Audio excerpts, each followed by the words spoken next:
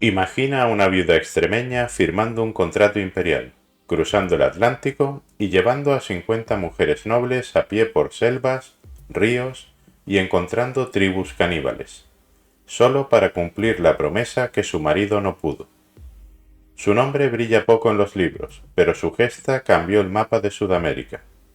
Soy Ricardo Tamarán. Acompáñame en Ecos Hispánicos y descubre la historia de Mencía Calderón, la conquistadora que caminó 1600 kilómetros y se ganó el título de adelantada por derecho propio. Pero para entender cómo una dama noble termina liderando una marcha de la muerte en la selva, primero debemos entender de qué pasta estaba hecha. Capítulo 1. La promesa imperial. Nuestra protagonista nace hacia 1514, en Medellín, la misma villa extremeña que vio partir a Hernán Cortés. Mencía crece escuchando que el mundo es más grande que la dehesa y que un apellido bien llevado puede mover ejércitos. Su madre es una Ocampo, su padre un Calderón, sangre de frontera y de linajes curtidos. A los 21 años se casa con Juan de Sanabria, un hidalgo rico que ya tiene un hijo, Diego. La vida parece resuelta, pero en aquella época la riqueza no bastaba si no había gloria. El emperador Carlos V busca desesperadamente dueños para territorios que no controla en el Río de la Plata, y le hace a Juan una oferta irrechazable. Le concede el título de adelantado por 2 generaciones. La condición es durísima. Deben transportar a 100 mujeres cristianas para civilizar la colonia y evitar que los conquistadores continúen con el mestizaje. Y lo más importante, la corona no pone ni un maravedí. Juan y Mencía apuestan su vida a esa carta. Venden sus tierras, sus casas, sus joyas. La pareja se queda literalmente sin patrimonio en tierra firme. Toda su fortuna está ahora flotando en los cascos de madera de 3 barcos en Sevilla. Es un todo o nada. La flota se prepara a lo largo de 1548. Se contratan marineros, se alquilan cámaras para las damas, se compra la pólvora y entonces ocurre el desastre. Con los barcos amarrados y el contrato a punto de ejecutarse, Juan de Sanabria muere repentinamente. No cae en batalla, muere en la península. El pánico se apodera de la expedición. Sin un hombre al mando, la empresa está legalmente muerta. La corona se prepara para retirar el título y los acreedores afilan los cuchillos para quedarse con los barcos. Las mujeres reclutadas ya hacen las maletas para volver a casa, pero no contaban con la determinación de Mencía. En lugar de retirarse a llorar el luto, la viuda se planta en la casa de la contratación. Reclama lo que la ley permite, aunque no era la costumbre. Pelea despacho por despacho y consigue lo imposible, que su hijastro Diego sea confirmado como titular y ella como su albacea. El compromiso imperial ha cambiado de manos, de un hombre muerto a una mujer de 35 años con 3 hijas a cuestas y la certeza de que, si ella no da la orden, nadie zarpará. Detrás de ella quedan las dehesas de Extremadura. Delante, la obligación de cambiar para siempre el equilibrio de un continente.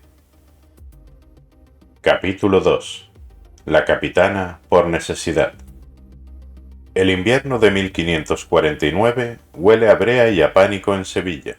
En los astilleros de Sanlúcar, 3 naves, la nao San Miguel y 2 bergatines, terminan de cargar agua, cecina y pólvora. En los pabellones, 50 mujeres de sangre noble esperan un embarque que pende de un hilo. Pero el hilo no se rompe. Mencía regresa de la casa de la contratación no con una negativa, sino con la confirmación imperial bajo el brazo. Ha logrado lo imposible. El Consejo de Indias, probablemente bajo la supervisión del príncipe Felipe, ratifica a su hijastro Diego como adelantado y a ella como albacea y regente real. Con el permiso en mano, Mencía deja de ser la viuda de Sanabria, para convertirse en la jefa de la expedición. Convoca a los oficiales y es tajante. La partida se mantiene. Quien retroceda lo pierde todo. Y aquí empieza a demostrar su instinto. Reorganiza la carga personalmente. Ordena reducir el lote de caballos, que ocupan mucho y beben demasiado. y duplica el de armas livianas. Reparte estratégicamente a las mujeres entre los 3 barcos, una decisión fría pero necesaria. Si una nave se hunde, la misión de poblar Asunción no debe desaparecer con ella. Entre la tripulación destacan veteranos como el piloto Sánchez Vizcaíno y Diego Bernal, un hombre peculiar, mitad carpintero, mitad médico, capaz de reparar un casco con la misma destreza con la que cura una fiebre. Hay que detenerse un segundo a imaginar la escena. No eran barcos de pasajeros, eran cascarones de madera de apenas 25 metros de largo, saturados de olor a brea, ganado y humanidad. Las 50 damas no tenían camarotes privados, se hacinaban en espacios reducidos, compartiendo lechos y mareos, sin privacidad alguna. Iban encorsetadas en ropas de lana y lino, pesadas e inadecuadas para el trópico que les esperaba. Muchas de ellas jamás habían visto el mar, y sin embargo, ahí estaban, confiando su destino a una viuda y a un océano infestado de peligros. El 10 de enero de 1550, las anclas se alzan en Sanlúcar de Barrameda. A popa viajan sus 3 hijas y 50 damas que han puesto sus vidas en manos de una mujer. A proa, la incertidumbre, océano, piratas franceses y la certeza de que si fallan no habrá rescate. Mencía no lleva espada ni título oficial de capitana, pero cuando su voz resuena en cubierta, nadie duda de quién manda. El viaje más largo del siglo acaba de empezar. Capítulo 3. El infierno verde. El Atlántico no perdona. Lo que debía ser un viaje de 4 meses se convierte en una pesadilla de tempestades y calmas chichas. En las bodegas, el agua se pudre y se vuelve verde. La carne salada cruje dura como la madera. El escorbuto empieza a cobrar su peaje, y ni los limones que reparte Mencía pueden evitar la tragedia. Su propia hija menor muere en alta mar. La viuda clausura el duelo en su camarote. Fuera, en cubierta, mantiene la voz firme. Sabe que 50 mujeres miden su propio miedo mirando a la cara de su capitana. Pero el mar no es el único enemigo. Cerca del Golfo de Guinea, un corsario francés les da caza. Los cañones horadan el castillo de proa. En una maniobra desesperada, Mencía ordena esconder a las damas y subir toneles vacíos para simular que el barco va lleno de soldados. Después, negocia cara a cara.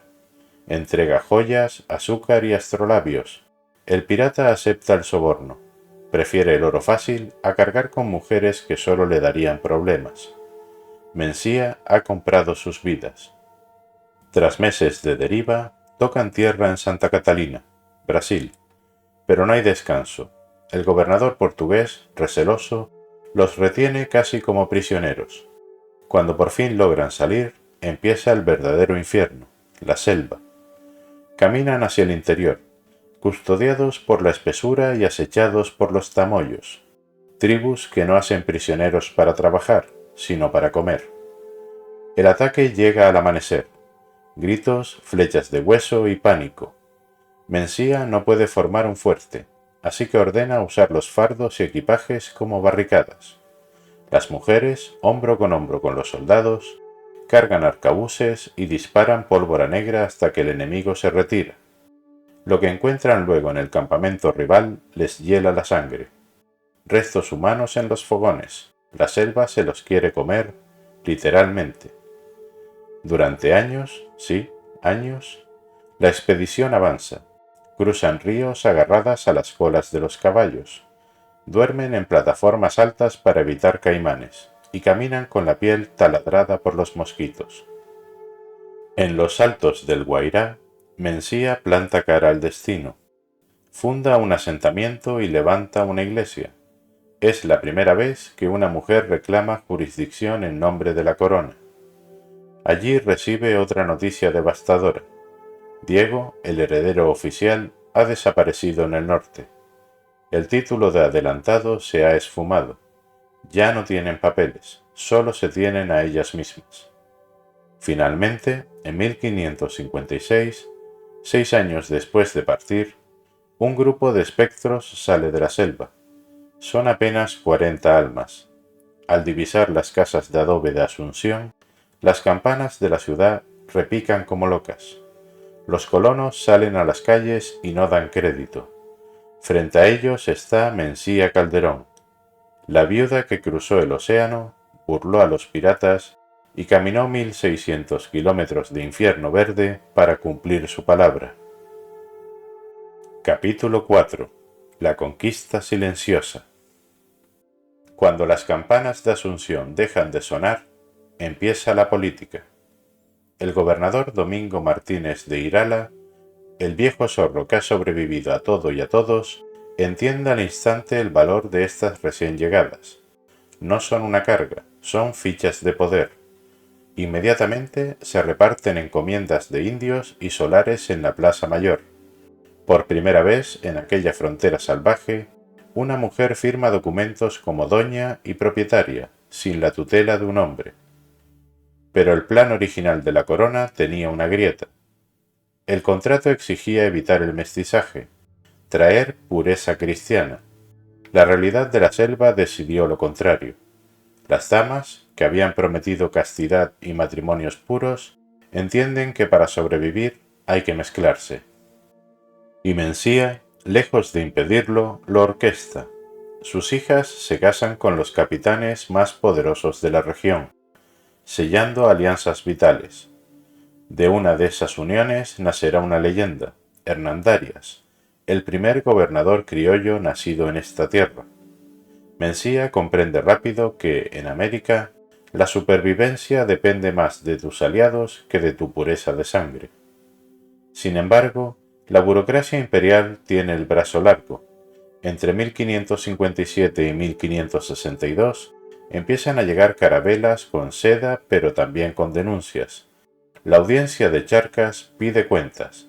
¿Dónde están los 100 matrimonios? ¿Dónde está el cumplimiento del contrato? Mencía responde con su arma más afilada, la pluma. El 21 de agosto de 1564 redacta una memoria histórica. Es un documento extraordinario. Imaginadla allí, a la luz de una vela, escribiendo lo que nadie le pidió, pero que todos necesitaban saber. Describe el ataque de los piratas franceses, la marcha de la muerte por la selva, la pérdida de su hija, la fundación del fuerte. Es la primera y única narrativa de la conquista escrita por una mujer en el siglo XVI en Sudamérica. Convierte su dolor personal en un documento oficial para callar a los auditores. Al cerrar el cuaderno, Mencía ya supera los 40 años. Tiene tierras, tiene esclavos y tiene el respeto de una ciudad que ya ha olvidado que llegó como una viuda errante. Pero la frontera siempre se mueve hacia el oeste, y ella sabe que quedarse quieta es peligroso. El título de adelantado, legalmente, sigue perteneciendo a un fantasma. Capítulo 5. El último horizonte. En 1564, la frontera vuelve a moverse. El capitán Ñuflo de Chávez convoca a las familias para fundar una nueva ciudad lejos de todo, Santa Cruz de la Sierra. Cualquier otra persona, a sus 50 años, una anciana para los estándares del siglo XVI, se habría quedado en la comodidad de su encomienda. Mencía no. Une sus bienes al éxodo y se lanza a cruzar de nuevo el Gran Chaco, esta vez sin barcos, a lomos de mula, con 4 arcabuces viejos que aún disparan, y la fama de ser la mujer que abre caminos donde los mapas terminan.